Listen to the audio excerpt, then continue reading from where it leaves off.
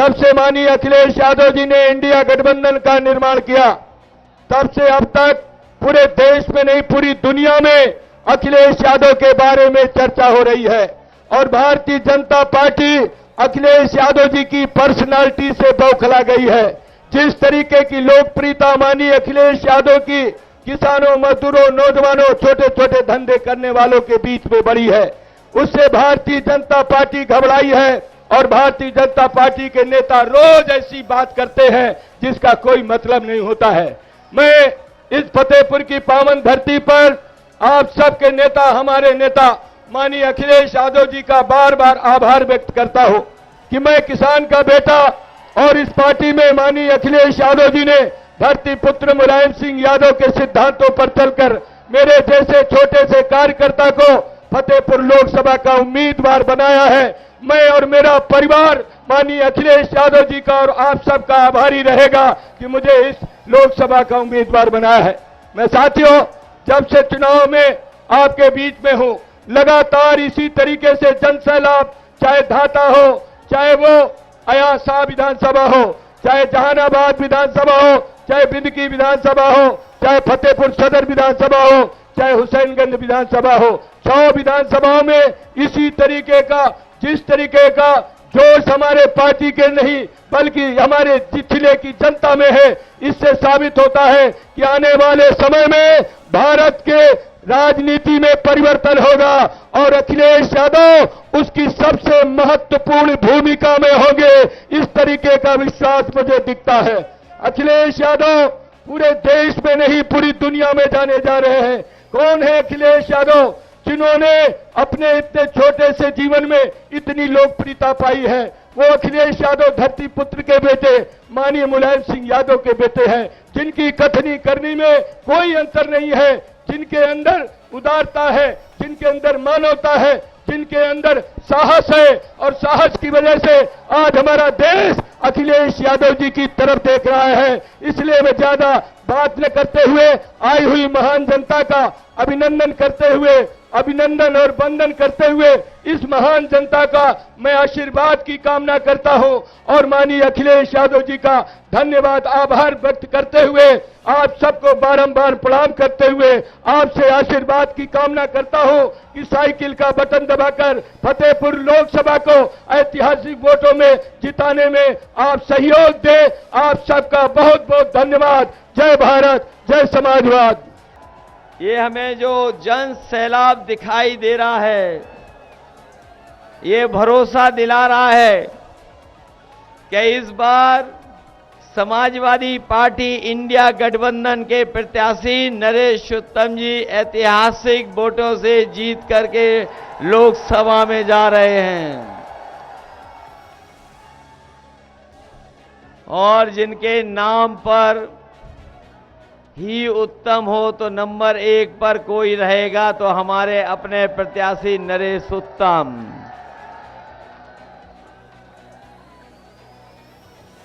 ये जो उत्साह है फतेहपुर के लोगों ने लगता है मन बना लिया है। इस बार साइकिल वाले ही फतेह होने जा रहे हैं। यहां से इधर 4 चरणों का चुनाव आपने देख लिया होगा। 4 चरणों में जो चुनाव हुए हैं उसकी जानकारी आपको मिल गई होगी और इसीलिए आपने देखा होगा कि भारतीय जनता पार्टी के बड़े बड़े नेताओं की भाषा और उनके भाषण बदल गए हैं। इस बार भारतीय जनता पार्टी चौथे चरण के बाद चारों खाने चित हो चुकी है और बकाया 3 चरणों में भारतीय जनता पार्टी का सफाया होने जा रहा है।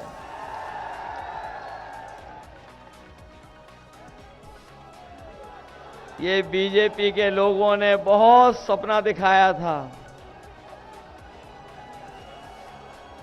हमें और आपको चुनाव शुरू होते ही डराना चाहते थे और इन्होंने नारा लगाया कि 400 पार। जिन लोगों ने 400 पार का नारा लगाया वो आज कहां खड़े दिखाई दे रहे हैं?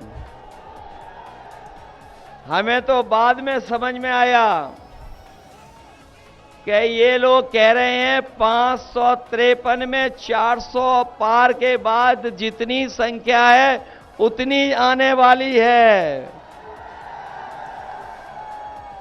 400 की संख्या जो बीजेपी वाले बता रहे थे वो 542-43 के बाद जो 400 हटा दोगे तो उसके बाद कितने बचते हैं? 143। और मैं ये देख रहा हूं कि इस बार 140 करोड़ की देश की जनता इनको 140 सीटों के लिए भी तरसा देगी। बताओ घबराए हुए हैं कि नहीं घबराए हुए हैं ये लोग? और इनके 10 साल का हिसाब किताब नहीं, 10 साल का तो सांसद से हिसाब किताब लेना है, लेकिन बीजेपी से बताओ कितने साल का हिसाब किताब लेना है? वो 10 साल और 7 साल, कितने साल की सरकार हो गई इनकी? आज 17 साल से इनकी सरकार है। दिल्ली के 10 साल और यूपी के 7 साल, बताओ कितने सालों से ये सरकार में है? बताओ 17 सालों में इन्होंने धोखा हमें और आपको दिया कि नहीं दिया है?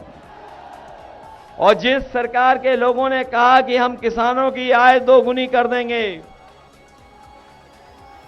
बताओ उनकी हर बात झूठी निकली कि नहीं निकली?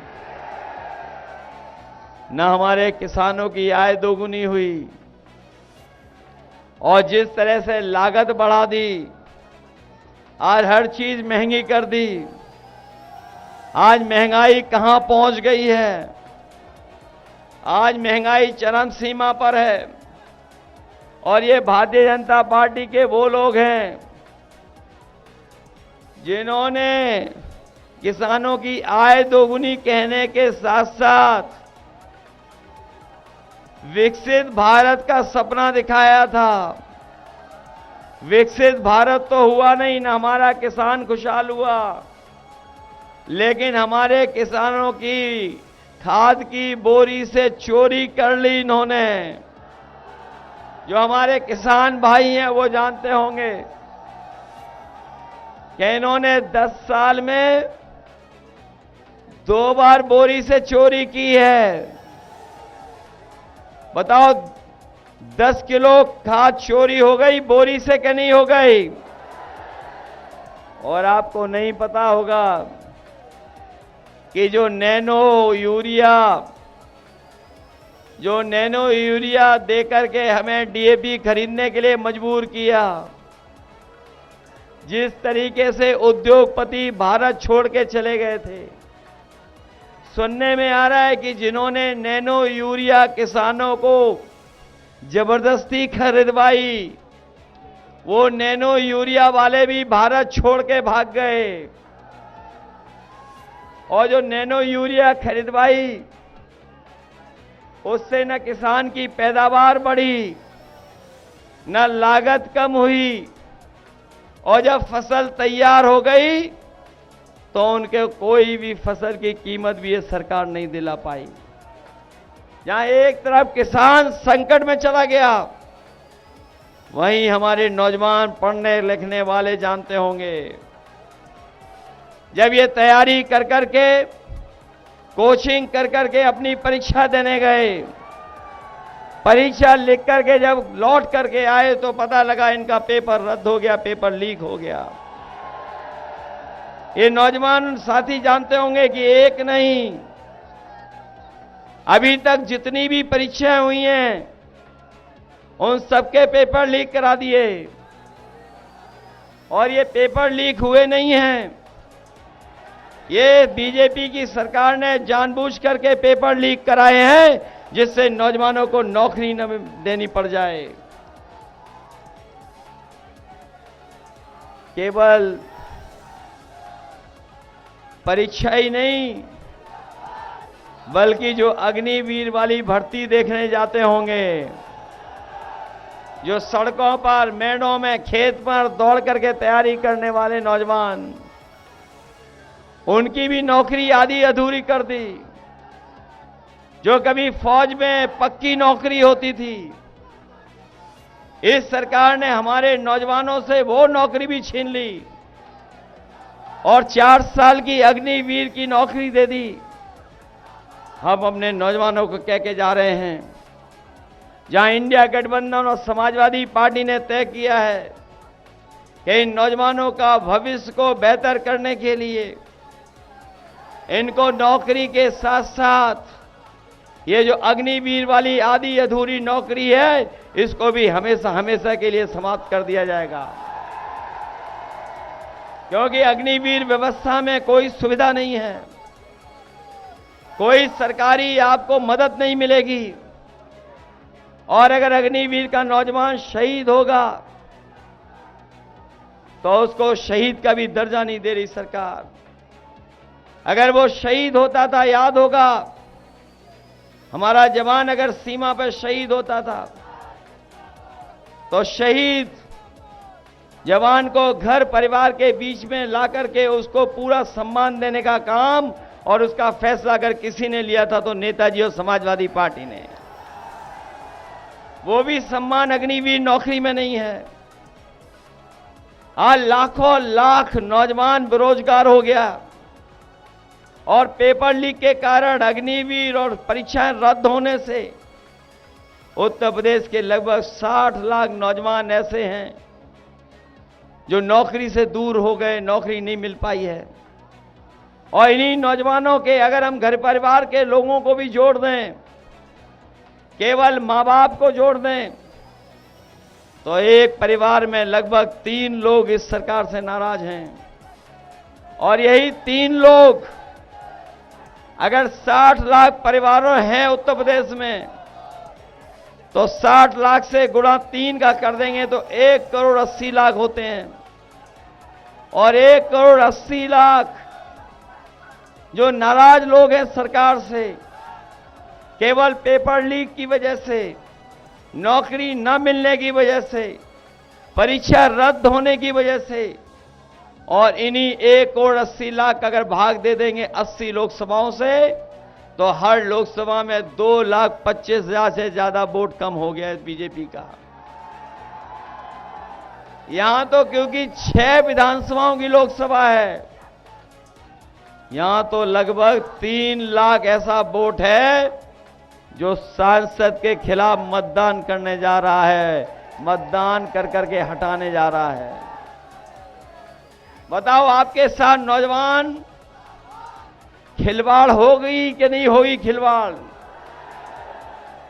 ये नौकरी नहीं, आपका 1/3 जीवन बर्बाद किया है सरकार ने। 1/3 जीवन बर्बाद कर दिया इन्होंने। जो लोग चुनाव के समय पर राशन दे रहे थे और राशन के नाम पर वोट मांग रहे थे, जब चुनाव था तो आपको चना दिया, रिफाइन तेल दिया, नमक दिया और कुछ दिया। आज बताओ, राशन में क्या दे रहे हैं आपको? राशन में कौन सी नई पौष्टिक चीज दे रहे हैं आपको? और ये पौष्टिक चीज बीजेपी वाले जानबूझ करके दे रहे हैं। लेकिन इंडिया गठबंधन और समाजवादी लोगों ने तय किया है कि आने वाले समय में अपने गरीबों का राशन की गुणवत्ता बेहतर करेंगे, मात्रा भी बढ़ाएंगे। और आपने पढ़ लिया होगा कि समाजवादी पार्टी ने तय किया है, और कल कांग्रेस पार्टी के नेता भी लखनऊ में आकर के प्रेस करके गए हैं, इंडिया गठबंधन ने भी तय किया है कि जहां राशन की गुणवत्ता बेहतर करेंगे, मात्रा बेहतर करेंगे, बढ़ाएंगे, मात्रा दुगनी करेंगे। वहीं समाजवादी पार्टी ने तय किया कि जहां संपन्न लोग आजकल बाजार से गुणवत्ता का और पौष्टिक आटा खरीदते हैं, वहीं पौष्टिक आटा के साथ साथ अपने गरीबों को डाटा फ्री दिलाने का भी काम होगा। जहां पौष्टिक आटा हमारे गरीबों का स्वास्थ्य बेहतर रखेगा, वहीं कामकाज जानकारी हासिल करने के लिए और अपने नौजवानों को पढ़ाई से लेकर के फॉर्म और ऑनलाइन पढ़ाई के लिए डाटा फ्री देने का काम आने वाले समय में होगा। ये बीजेपी वालों ने समाजवादियों की बहुत नकल की है। याद होगा नौजवानों को, समाजवादी पार्टी ने लैपटॉप दिया था बड़ा वाला, और उसको जब ऑन करते थे तो नेताजी और हम ही लोग दिखाई देते थे। इन्होंने लैपटॉप नहीं दिया, इन्होंने उसका साइज छोटा करके स्मार्टफोन दिया है। और जिनके हाथ में होगा स्मार्टफोन, वो जानते होंगे सबसे रद्दी क्वालिटी का स्मार्टफोन दिया है। बताओ सबसे रद्दी दिया है कि नहीं दिया है? केवल यही नकल नहीं की, बल्कि जितनी योजनाएं समाजवादी सरकार में बनी थी सब योजनाओं को खराब कर दिया। ये एम्बुलेंस की सुविधा दी गई थी, गरीबों को अस्पताल पहुंचाने तक उस एम्बुलेंस को खराब कर दिया। और एक भी जिला अस्पताल या मेडिकल कॉलेज ऐसा इस सरकार ने नहीं बनाया जहां पर गरीबों का इलाज फ्री हो जाए। न फ्री इलाज मिल पा रहा है, न दवाई मिल पा रही है, और अगर गरीब पहुंच भी जा रहा है तो सीधा सीधा उसको रेफर कर करके दूसरे अस्पतालों में भेजा जा रहा है। स्वास्थ्य सेवाएं पूरी तरीके से ठप कर दी सरकार ने। न केवल स्वास्थ्य सेवाएं खराब की हैं, वहीं हमारे पुलिस के लिए जो व्यवस्था बनाई गई थी, ये 100 नंबर वाली गाड़ी, ये 100 नंबर वाली भी व्यवस्था खराब कर दी। और जब से 112 किया है, तब से हमारे खाकी वर्दी पहनने वाले भाइयों ने भी अपना रेट बढ़ा दिया। और अब तो सुनने में आता है कि अगर फोन कर करके आपने पुलिस बुलाई तो दोनों पक्षों से पैसा वसूल लेते हैं। बताओ इनकी सरकार में भ्रष्टाचार और लूट बढ़ी है कि नहीं बढ़ी है? न केवल भ्रष्टाचार लूट बढ़ी है, बल्कि अन्याय भी इस सरकार में बढ़ने का काम हुआ है। किसी की सुनवाई नहीं है, किसी की सुनवाई है सरकार में।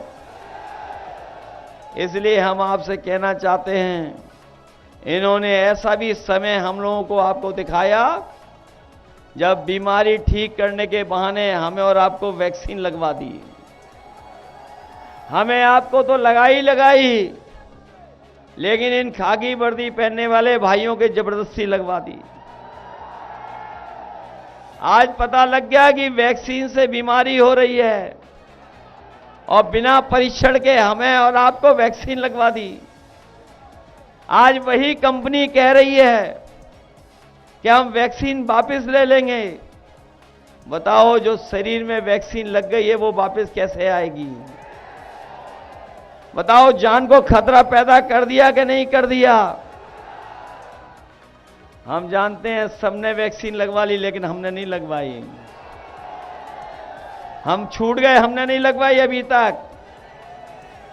और सोचिए, जिस वैक्सीन कंपनी को इन्होंने ठेका दिया और वैक्सीन लगवाई, उसी वैक्सीन से वाली कंपनी से इन्होंने चंदा भी वसूल लिया। करोड़ों चंदा वसूला कि नहीं वसूला?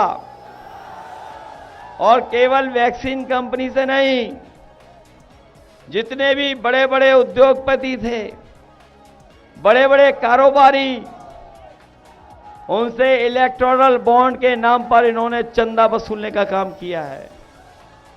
किसी से 1000 करोड़ लिया, किसी से 500 करोड़ लिया, 400 करोड़ लिया।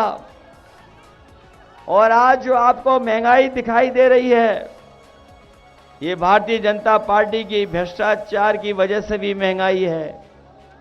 आज जो आपको महंगाई का सामना करना पड़ रहा है, ये जो इन्होंने इलेक्टोरल बॉन्ड खरीदे थे या इलेक्टोरल बॉन्ड जिन्होंने अपने अकाउंट में पहुंचवाए थे, आज उसकी वजह से भी हमें और आपको महंगाई का सामना करना पड़ रहा है।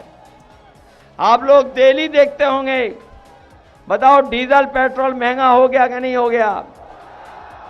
न केवल डीजल पेट्रोल महंगा हुआ है, बल्कि जो नौजवान मोटरसाइकिल से चल करके आए हैं, वो जानते होंगे 5 साल पहले, 10 साल पहले मोटरसाइकिल कितने रुपए में आती थी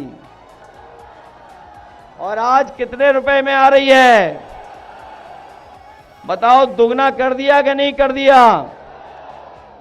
और इनकी सरकार में हर चीज महंगी तो हुई है, लेकिन दवाइयां भी महंगी हो गई हैं।